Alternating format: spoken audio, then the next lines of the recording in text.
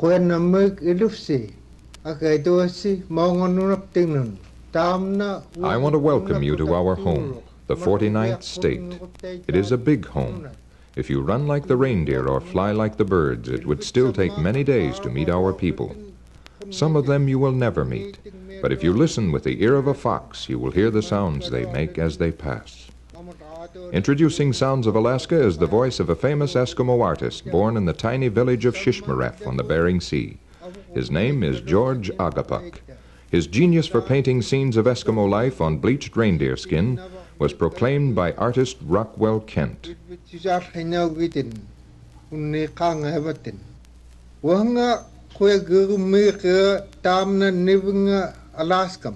Agapuk's career was not exactly destined.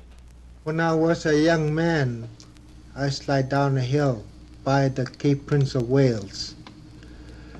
I didn't know I'd break my leg, and I think I walked a little too early. Then about a year, my legs started to bother me again. Then my uncle took me up Kotzebue Hospital. When he took me in the hospital, doctor checked my leg. He said he's going to cut my leg off, so I begged him not to. I stayed in hospital about 8 months. Then nothing to do in hospital. I tried to pass my time, make sketches. One afternoon after lunch, I draw some kind of Alaskan scenery and I left on my side table. The nurse woke me up. She said, "George, you'll make me a Christmas card." Ever since I draw. Today, Agapuk lives and paints in the bustling city of Anchorage, where there is a better market for his work. This is the sound of Anchorage at the corner of Main Street, 4th Avenue and F, any weekday when the National Bank of Alaska chimes strike 5 o'clock.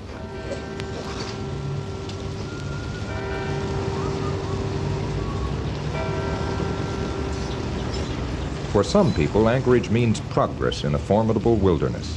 For many villagers and old-timers, it symbolizes the real, sometimes brutal present with its novelty of noise, new cars, concrete and steel, and impersonal hysteria. It wasn't always like this. Tex Noy, Alaskan humorist, remembers Anchorage when things were different. As I was telling you there, I stood over there on the corner of 4th and F, which is just the center of town there, right by the city hall one day, about high noon too, and watched a dog come chasing a rabbit right along, a wild rabbit too, not a domestic one, right along F Street there till he got to 4th.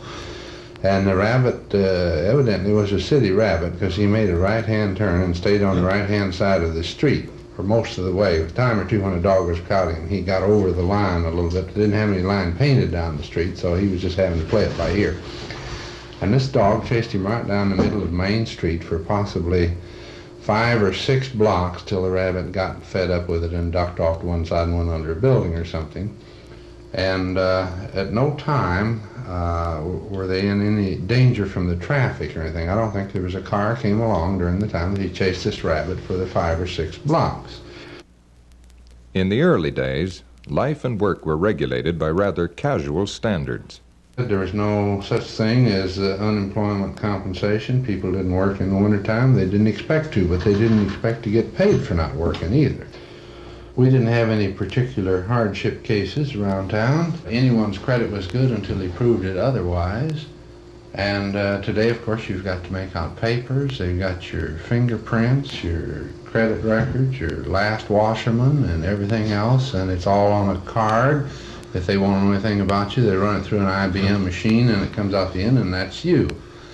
In those days, we had 3 or 4 doctors in town, and one undertaker managed to keep up with all of them. And today, of course, you don't even call him an undertaker. He's a mortician. The mortician has jumped his rates way up, and they still dig the same size hole, you know.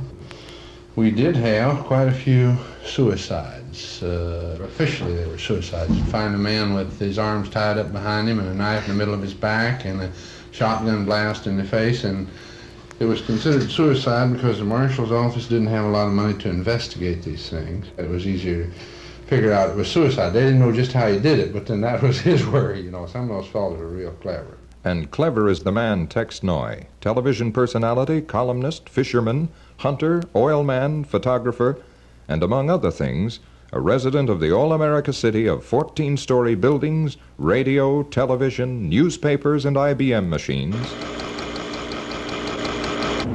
airplanes of every make and description, diesel-powered trains, a symphony orchestra, community theaters, harbor beach, drawn dry as strand, never to be launched again, and a community chorus.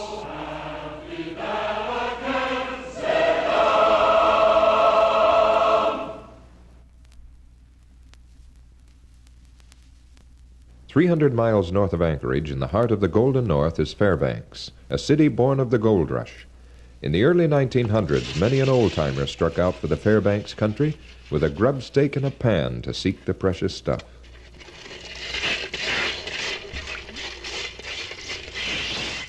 Many a pan was polished by sands that didn't pay, but most of the old-timers were encouraged by the traces of gold that could be found everywhere. Well, now let's take a look and see what's in this pan. That's pretty good. Plenty of color there. This color grew into a multi-million-dollar industry, employing massive dredges, some of which can still be seen operating north of Fairbanks. Since the early days, Fairbanks, like Anchorage, has grown into a modern city. One of the men who helped to modernize it with the first concrete and steel structures was famed Alaskan builder and industrialist Cap Lathrop, who had a deep faith and belief in the future of Alaska. Here, from the place he called home in one of the rare recordings he ever made, is Cap Lathrop speaking in 1950, the year of his death, on the controversial question of statehood. I'm not opposed to eventual statehood for Alaska. We all hope to live to see that day.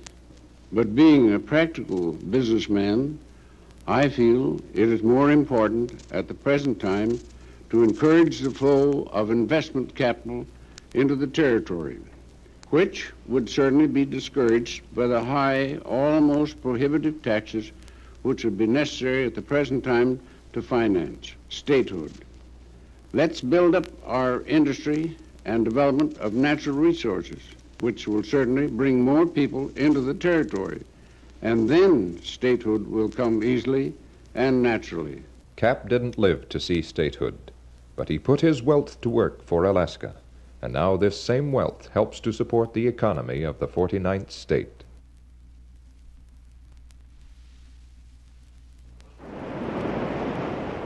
Washed by a sometimes violent Bering Sea is the famous gold rush city of Gnome, whose sourdoughs are thinning out. 80-year-old Jules Gunderson, who spent more than 40 years in the Gnome country, is one of the few who can tell you how Gnome looked when 30,000 people spewed out on a beach touched before only by native hunters and a few odd explorers. Gnome was about 18 miles long, see? You would have handled a letter from one tent to the other all the way in that long stretch. Now, there's about 30,000 people there, see? And everybody had tents. A man who saw Swiftwater Bill throw nuggets to scrambling crowds in Seattle and who lived to become Gnome's most famous gold rush merchant and fur trader, Tony Paulette, recalls an incident that echoed the false hopes of many who sacrificed everything they owned for gold. I remember one man, he came off of the gangplank, took a pan of dirt, shook it along on the beach in the water, seen that there was no gold in that particular pan, and he took off his gun and shot himself. Paulette, whose curio shop stands today as a landmark in Gnome, got his gold by selling and trading. He speaks of business in the early days when Russia and America were on more friendly terms. At that time, we were doing a big business with Siberia, where we had as many as 45 little boats traveling from Gnome into Siberia, where we had a big trade, trading for furs with the Russians. Along with her riches, Gnome bred a certain amount of discontent that resulted in a few shooting incidents. Old Jules witnessed one such incident before he had developed a stomach for violence. That bullet went right through him, and then he stepped over and he put 3 more through him, see? But you know, that made me awful sick. I was just a kid, you know. And there was a barber pole. I'll never forget that. You know, those old-style barber poles with the base, you know. I sat down on that base and leaned up against the barber pole. Everything turned black, see?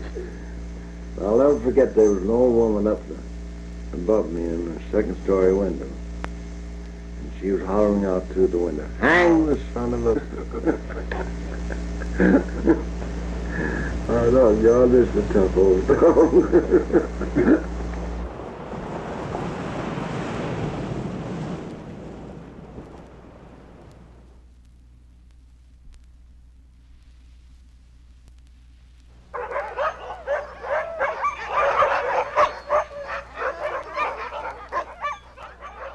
In the early days of Alaska's history, the dog team was the winter lifeline of transportation. Even today, dogs run the trap lines and haul men and supplies all over the North Country. But the old dog team mail runs have bowed to the airplane, and the famous Gnome sweepstakes races are run no more. Gnome's most famous musher, three-time winner of the Gnome sweepstakes, is still running dogs in the state of Washington. His name is Leonard Seppala, undisputed king of the Alaskan Trail. I, by the way, hold the record between Gnome and Fairbanks. I made that nearly 700 miles in 13 and a half days. And that record, as far as dogs are concerned, will always stand there. The grand old man of the dog trail comments on racing today. To me, dog racing today is sort of play work. The distances are what we used to call ladies' races in Gnome in the early days. Leonard Seppala, said by many to be the greatest racer of all time, won the sweepstakes in 1915-16 and again in 1917, the last year of the races. And I came 4.5 hours ahead of my nearest competitor. So that was the end of that race. I don't think they had any teams in Gnome that wanted to try even to compete. They were so sure my team was the king. Seppala's fame spread all over the nation when in 1925 Gnome was desperate for antitoxin serum to fight a diphtheria epidemic. The serum could not be flown from Fairbanks because of weather. It had to be carried by dog team. And the governor had decided to make it a relay race so as to bring it into Gnome faster. And I didn't know anything about that until when I was out of Gnome about 140 miles or something like that. Here I met a man, a dog team, in a storm too. And he hollered to me just when I passed him. He said, "I have the serum, you have to turn back." And turn back he did, carrying the precious serum over the most perilous part of the journey. Today, dog racing continues in the various parts of Alaska, the two biggest racing centers being in Fairbanks and Anchorage. One of Alaska's famous present-day mushers and dog breeders, Earl Norris of Anchorage, with unsolicited competition from his 3-year-old son Teddy, compares racing today with racing in the early days. Dog mushing of yesteryears, in the days when Seppala made his fame, they were running 408 miles. It was endurance, but the pace was practically a trot. When the record time over that course was at only 5.5 miles an hour. Whereas today, a team to be in the money is running over 15 to 15.5, nearly 16 miles an hour. Norris carefully breeds for the qualities that make a racer. So the first thing, look, he's got to have good feet to stand up to the trail. Then body conformation is that the way the shoulders sit and the length of the loin depends on how much endurance and lung capacity, and that is how much wind he will have. And of course, if the ribs are too widespread, well then when he runs, the legs have to go out wider and they would tire quicker. Norris is extremely kind to his dogs, and his control of them is uncanny. This was demonstrated while his dogs were barking for permission to be harnessed, and Norris called for silence with a gentle whistle.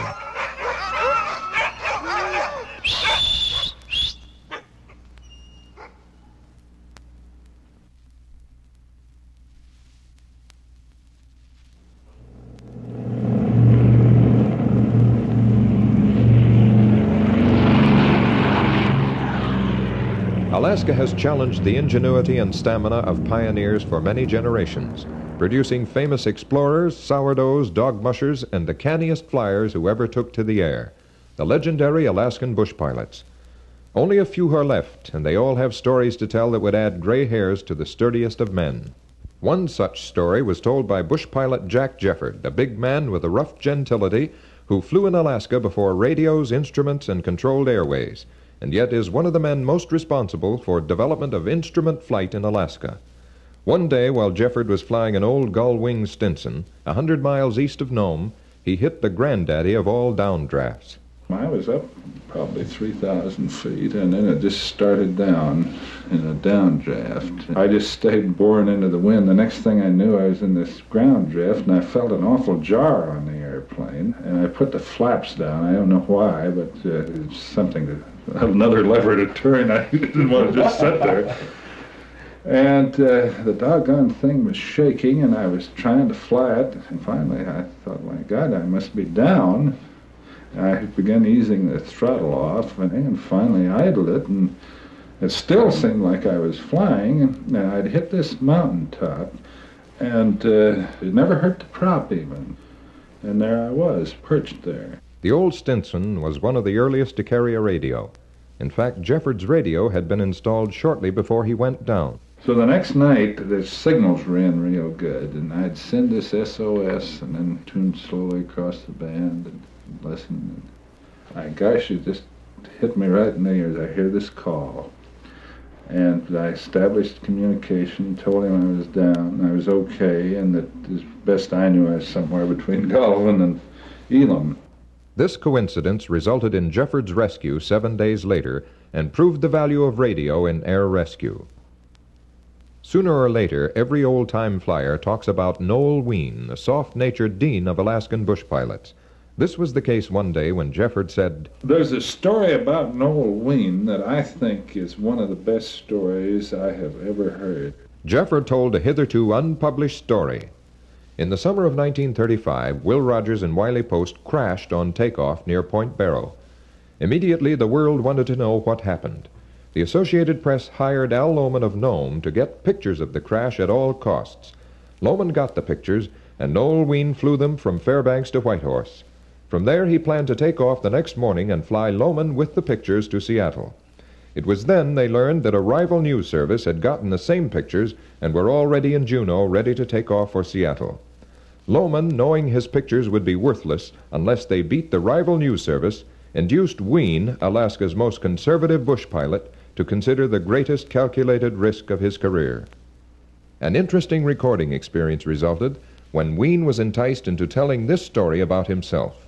In a combination of the two, Noel Ween in Fairbanks and Jack Jefford in Anchorage, here is the first recorded version of one of the most daring and dramatic experiences in northern flying. But I didn't like the idea much. I hadn't flown at night, so I wanted to be conservative, you see, no matter what the deal was or how much money. Now we had 650 miles to go direct over the mountains all the way. And I didn't like the idea at all, but Al Lohman kept saying, well, it's now or never. We might just as well go back to Fairbanks if we don't go now. So, well, I guess we better risk everything. It was starlight, but no moonlight. And then Noel, I can just see him go off by himself, and all these things are going through his head. And then in his soft-spoken way, he says, well, I'll do it. And he had a little hand wobble pump, and they stuffed this Blanca full of gas cases. And the little field at Whitehorse then wasn't very big, and a dirt runway. Pan American station manager there drove down at the other end of the field and just turned his car lights towards us. So all I had to do was head straight for the lights. I couldn't see anything, see, but the lights. And we finally got off. I didn't know whether it was going to make it. It was a hairy deal anyway, in the dark, see. And we got off, all right, but turned a little to miss him. And there was absolute darkness from there on, and we couldn't see the ground at all. It was all dark below, timber covered, of course. And it would have been a bad deal. The engine had quit. Well, Bob Ellis took off from Juneau on floats, and he got as far as Vancouver, BC, and then he was just so completely pooped he couldn't go any farther. And he stayed there overnight. That's the only thing that saved us. We arrived in Seattle on Boeing Field just 2 hours ahead of Bob Ellis. And old Al Lohman was right, but it was a risky deal, I'll tell you. There's one pilot whose personality has no counterpart, the puckish, irrepressible Archie Ferguson, with the heartiest laugh that ever monopolized a joke.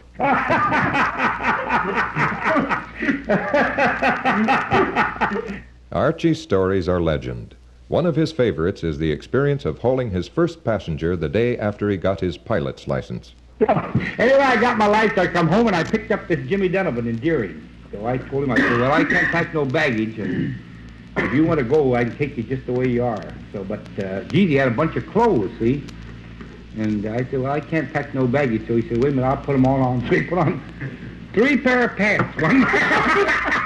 One right on top of him, a couple coats and sweaters, and we started out, see?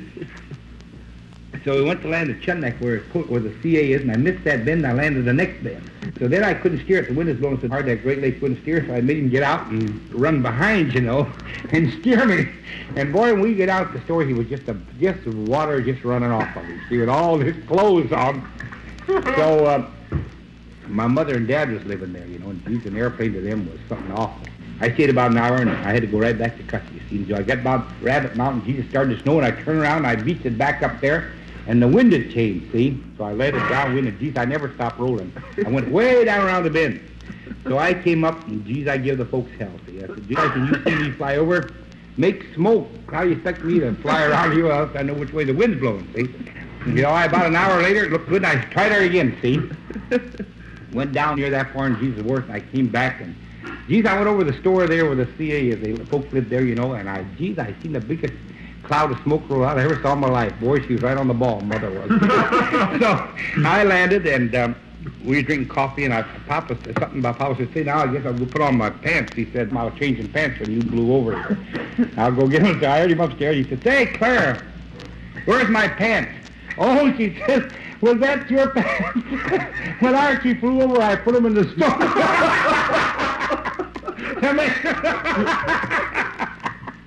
Other all-time great pilots like Bob Reeve, Ray Peterson, Mudhole Smith, Sig Ween, Bob Ellis, Terrence McDonald, Gordon McKenzie, Oscar Underhill, Shell Simmons, and unnamed others round out today's still-living Hall of Fame in Alaskan bush flying.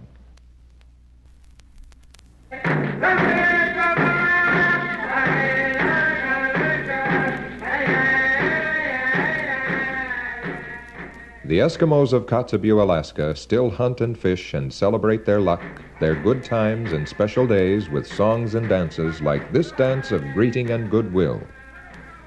The once primitive life has taken on some of the complications of civilization.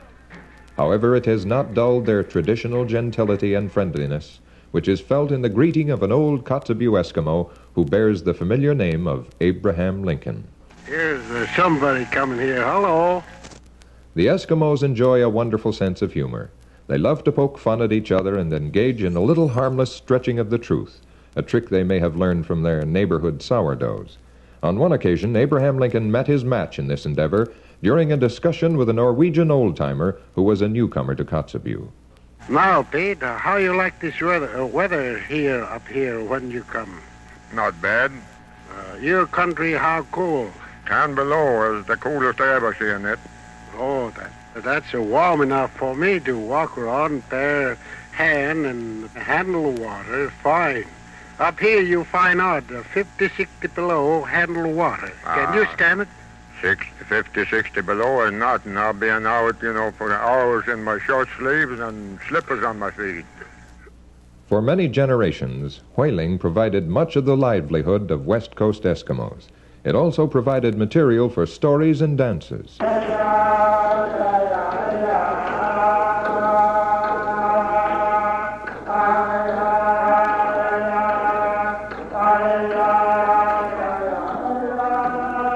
To the accompaniment of a traditional whaling dance, an Eskimo from Norton Sound tells an ancient Eskimo fairy tale about a whale with a definitely practical point of view. Long time ago, the Eskimos had a belief when whales come in spring, they are able to see clear to their village from the ocean, to see if their caches are clean, where they plan to put whales if they should catch. Then when there should be dirty places there, they think that might be the place where part of their body might lay.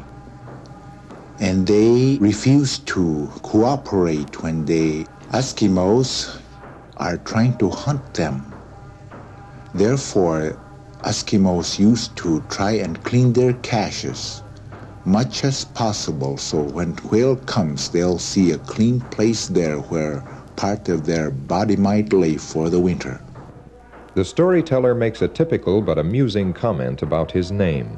My name is Joe Kokochorok. Missionaries gave me that name when they baptized me. Otherwise, my own name was Nowachak. It's a woman's name. When they want somebody to be a good hunter, they put woman's name on it.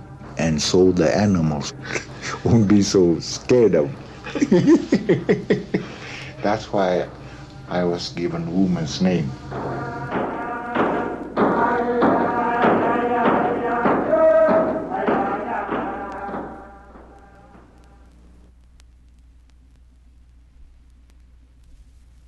In the southern Bering Sea are the tiny but incredible Pribilof Islands, the mating grounds of the precious fur seals. If you were to approach the tiny village of St. Paul, headquarters of Alaska's seal industry, a strange and disturbing sound would greet your ears, the mating sounds of 3 million seals on the rookeries of the Pribilofs.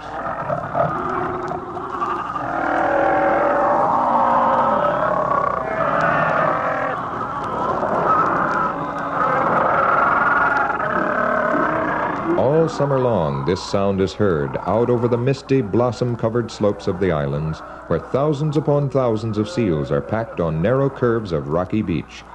This closeness creates friction, especially between the beach masters, the bulls who are capturing females for their harems. Sometimes 2 bulls want the same cow, so they fight it out until the stronger bull or the bigger bluff walks off with the wife.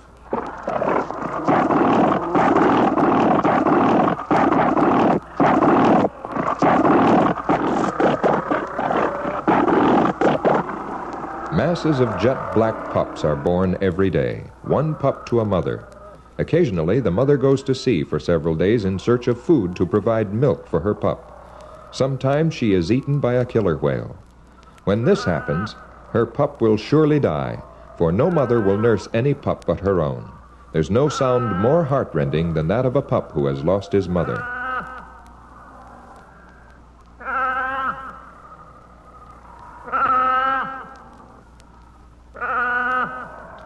The relentless power of instinct provides a cacophony of sound and fury filled with comedy and tragedy in an everlasting cycle of love, birth, and death. It also provides Alaska with an industry manned by the permanent Russian Aleut residents of the Pribilofs. These people devote the major portion of their lives to the seals and to their Russian Orthodox religion. Their worship starts on Saturday evening. They are called by the tolling of one of the bells that burst forth with dissonant clamor on Sunday morning when the bell ringer pulls the ropes with a lusty fervor.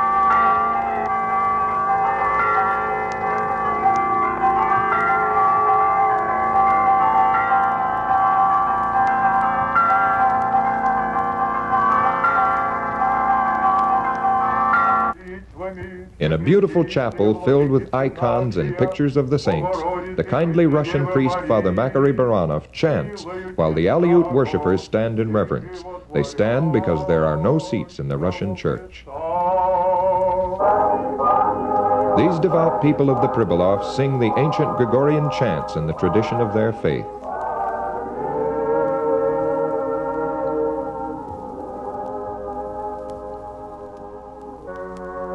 The sound of an old reed organ in the home of the priest suggests the feeling of most visitors to the Pribilofs of having experienced for a moment a glimpse of Shangri-La disturbed by a haunting strain of old Russia, quite unlike the Russia we hear about today.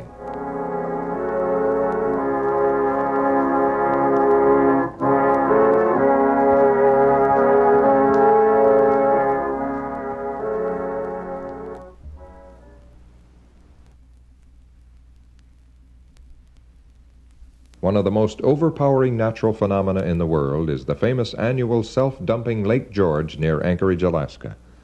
Imagine a giant 7-mile-long vise, whose one jaw is a gigantic moving glacier and whose other jaw is an immovable towering mountain of rock 5,000 feet high.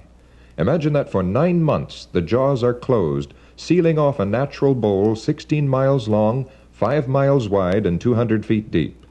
When summer comes, the snows of winter melt and fill the bowl, creating the lake.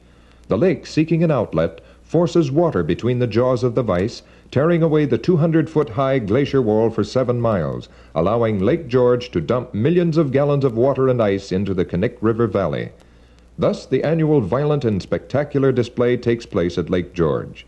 You are about to hear the sounds recorded during an expedition by Anchorage radio station KENI when the producer had a narrow escape while recording the plunging mountains of ice going through the channel created by the outpouring lake. A giant dam has been formed across the channel from these great pieces of ice which have just fallen from the glacier. Now they're breaking loose and throwing spray 150 feet right up into the air, and one of them is coming right on top of it.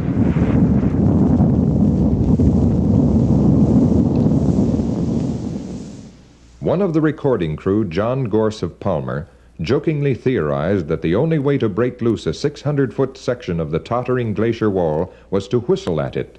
While trying out his theory, the crew experienced the most awesome moment of the expedition. Today we're located across from a great section of the glacier which has been undermined by this torrent of water constantly eating away at it. A number of pieces of the glacier face have already fallen, and we are expecting more action any minute. Johnny and Don are just above me betting on which piece will fall next. Johnny has been whistling. Hey, Frank, up to the right, look at it. Holy criminy. Hey, Frank, the whole thing is coming. The crack clear across the top.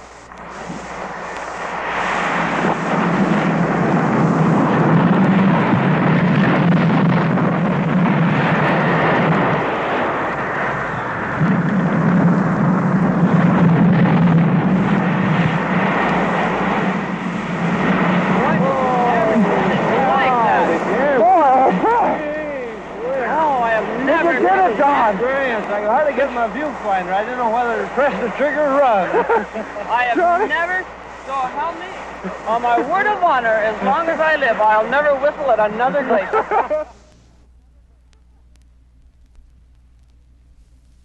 High in the heart of Alaska's Brooks Range at Anaktuvuk Pass is one of the oldest intact Eskimo civilizations in the world, often called the Caribou tribe because of a major dependence upon the caribou for food, clothing, and shelter.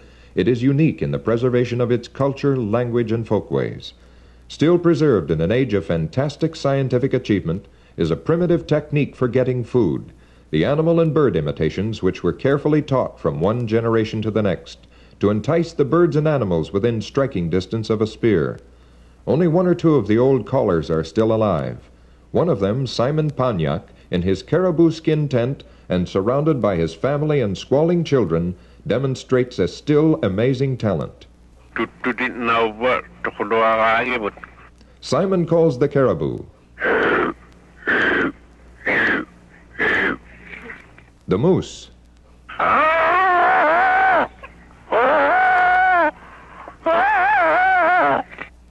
the ptarmigan,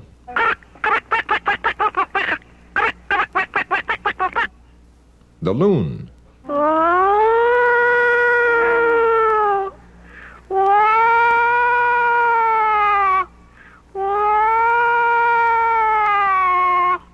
the eider duck,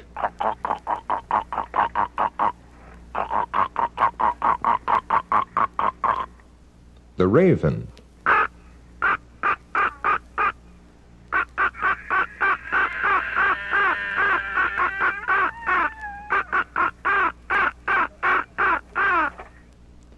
the Anaktuvuk stories, music, and dancing embrace the life they know, the life of nature. A little song of the raven is an example sung by Elijah Kokinya. Amamane anaga, amamane anaga, Anyone who has ever lain in his cabin late at night and heard the howling of a wolf will give full respect to the sound Pontiac makes as he imitates the call of the wolf.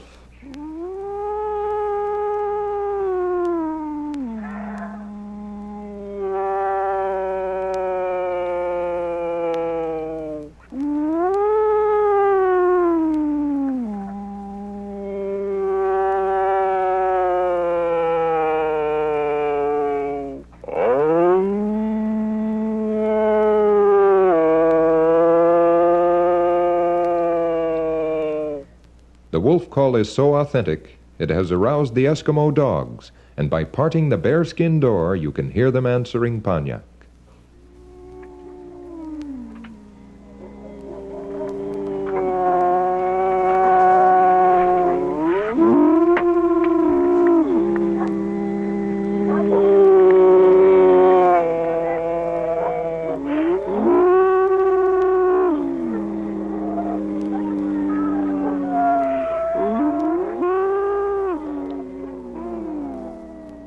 While America's teenagers rock and roll, an Anaktuvuk teenage boy sings a game song, which translated might be called the Song of the Marbles.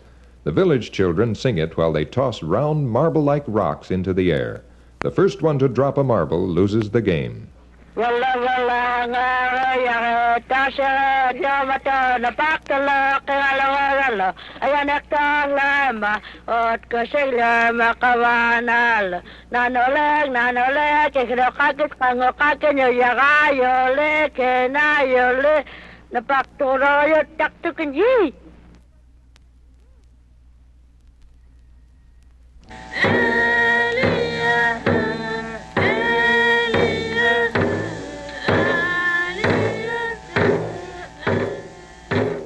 On the northernmost point of one of the greatest rivers in the world, the 2,000-mile-long Yukon, is a village of Athabaskan Indians whose culture and language are distinctly different from that of the Eskimos, Aleuts, and Tlingit Indians of southeastern Alaska. We are introduced to these people as two of the women in the home of the chief sing an old song of the coming new year.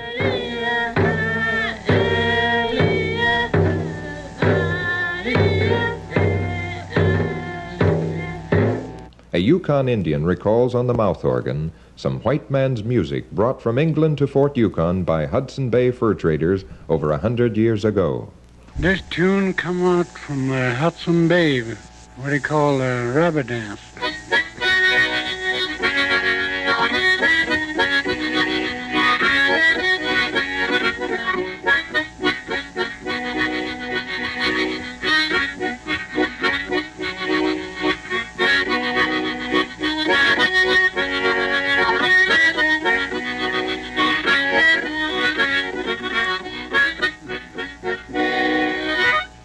Blind and white-haired tribesman William Sawsaw, who is nearly a century old, sits cross-legged on the floor of his cabin. He speaks of the life that is passing, the hunting, fishing, and trapping that dominated nearly every day in the lives of his ancestors.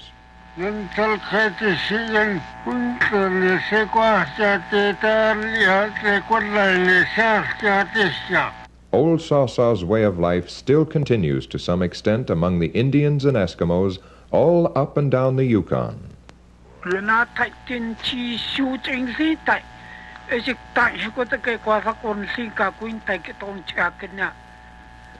Sawsaw's wife, whose gentle face is crisscrossed by 1,000 lines of age, tells of ancient customs and ceremonies and of their tribe's knowledge of God long before Christianity came to Alaska.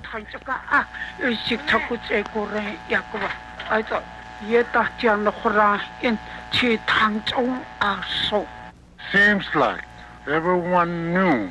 They even tell the children, be quiet, don't be so silly, because that's something hear you from above.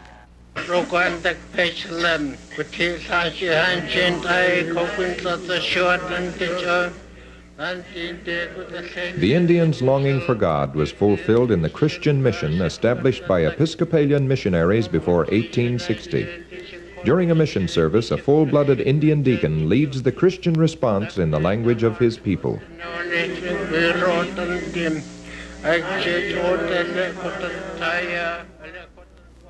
Old-timer Ed Curtis of Fort Yukon possessed a full share of that necessary sourdough ingredient, a sense of humor.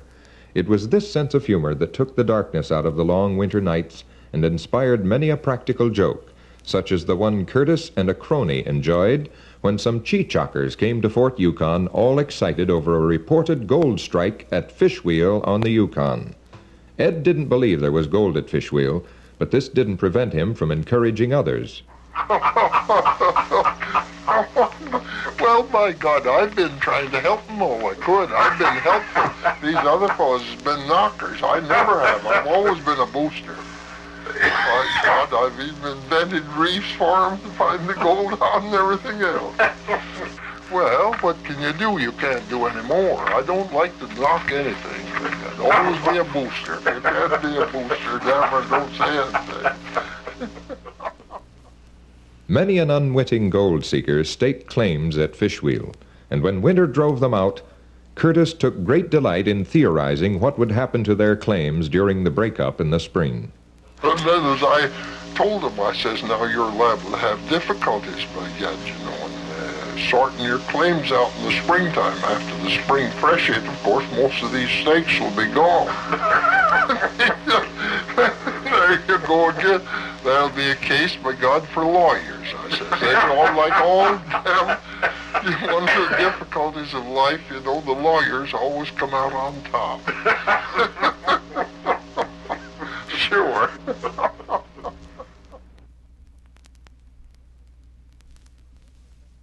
In the summer of 1947, renowned scientist, explorer, and mountain climber Bradford Washburn conducted famous Operation White Tower, the scientific expedition that required the climbing of America's tallest mountain, 20,300-foot Mount McKinley.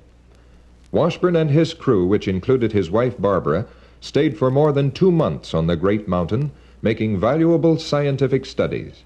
During this time, by means of a portable shortwave transmitter powered by gas generator, he told the world below him of his experience.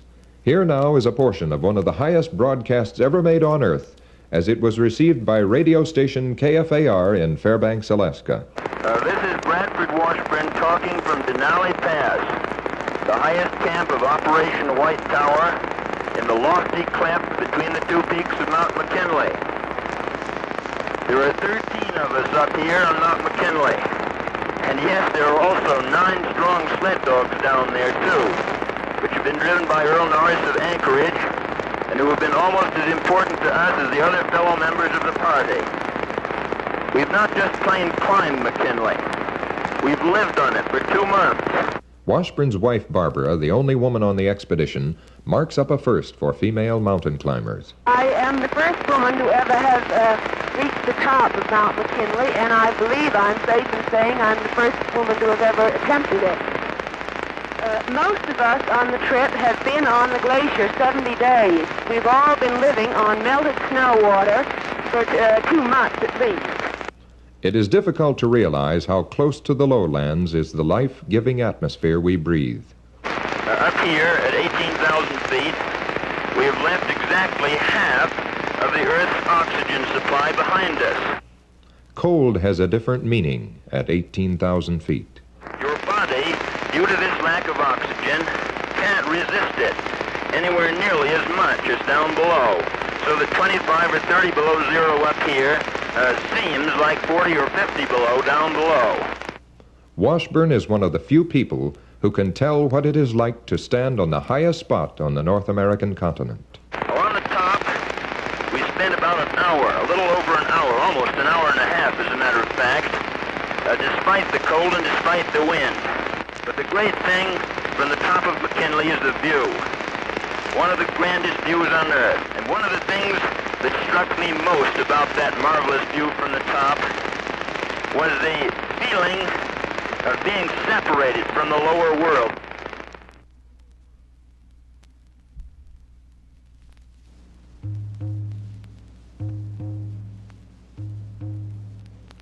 Juneau was the first all-American town in Alaska. That is the voice of Edward L. Kaiton, curator of the Historical Museum in the capital city of Juneau, where one of the biggest gold lodes in Alaska was discovered in 1879 by Joe Juneau and Dick Harris. Joe Juneau and Dick Harris decided to take another look at this area around Gasna Channel. Some Indians showed them some load with gold. So they went up this stream at the Indians at that time called Flounder Creek, but at the end of that day it was known as Gold Creek, for they found the load in place in the Silver Bow Basin. As guardian of the symbols of Alaska's native history, Kaitan has gathered many fascinating accounts of Tlingit Indian life. Indians, if you can call them that, were most interesting people. For instance, they were regarded as white in those days. 5% of them had red hair. Many of them had beards. Besides looking like Caucasians, they lived in great timbered houses. They would have a sunken fireplace. They would have a platform around that at a different level. Then they would have ladders going up to mezzanines. And one has been recorded as 7-story.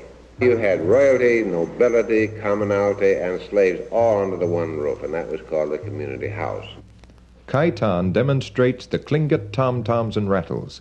The intricately designed rattles are made of 2 carved masks held back-to-back with spruce root. These rattles were used in ceremonies, dances, and medicine-making by the shamans.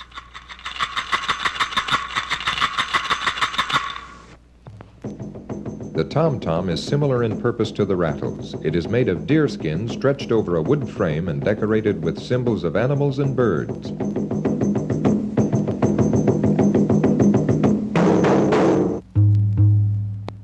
No one interested in Alaska's colorful native culture should deny himself the opportunity of seeing one of the most impressive and intelligently collected historical records in existence at the State Museum in Juneau.